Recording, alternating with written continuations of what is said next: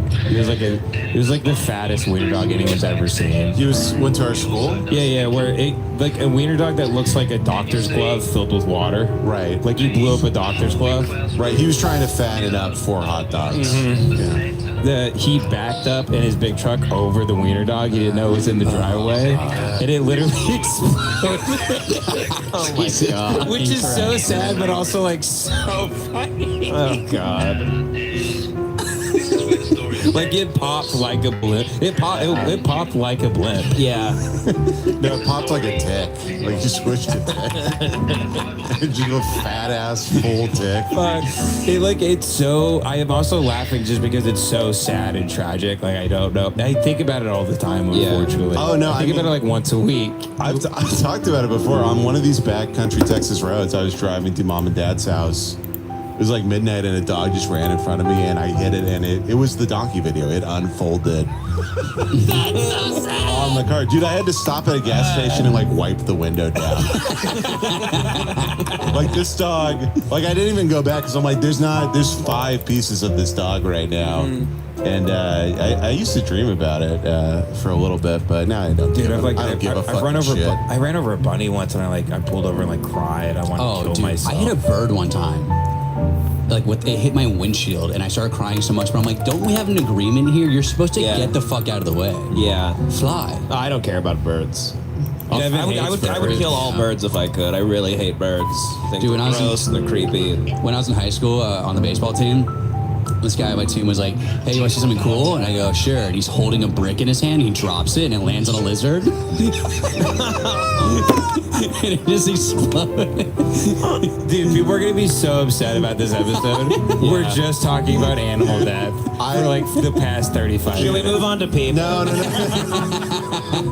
You just unlocked a memory. I completely forgot about this. I had a minnow I found and took to class when I was like in 2nd grade, and we were letting it change into a frog, and it was my minnow. We called it Legs, and one day it had grown legs, and over the weekend it hopped out of its thing. Oh, it's like a tadpole or whatever? It was like a tadpole with like just little frog legs. It hopped out of its little enclosure and dried up and died.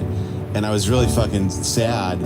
And so we had a funeral for it, and we buried it in the yard before recess. And then after recess, I saw some kindergartners over where we had buried it. I went over there, dug it up, and were pissing on it. Oh my God. Dude, and I was like, as a 2nd grader, I was like 5'11", so I was like, what the fuck are you doing? Dude, I have a really fucked up story that I've told on podcast before, but my buddies, these 2 friends growing up who lived on a farm in Shadow Hills. Have you heard the story? It doesn't matter. So they were dirt poor, and this guy who owned this farm let their family live there if they did ranch work or like farm work, Mm-hmm. And I'm maybe like 7 or 8 years old, and I had pet rats. They knew I liked rats. I had pet rats growing up, and they wake me up at like 3 a.m. one night with a flashlight in my face. 2 guys. They're like 6 years older than me. One's holding a handgun, the other one's holding a katana. And they're like, get up, motherfucker, come with us. I was like, where are we going? I'm so scared. And we walked these chicken coops, and there's a giant, just plywood, cover this thing. And they're like, hold this flashlight, stand right there, do not move. And I was like, well, okay, whatever you guys say, cool older guys.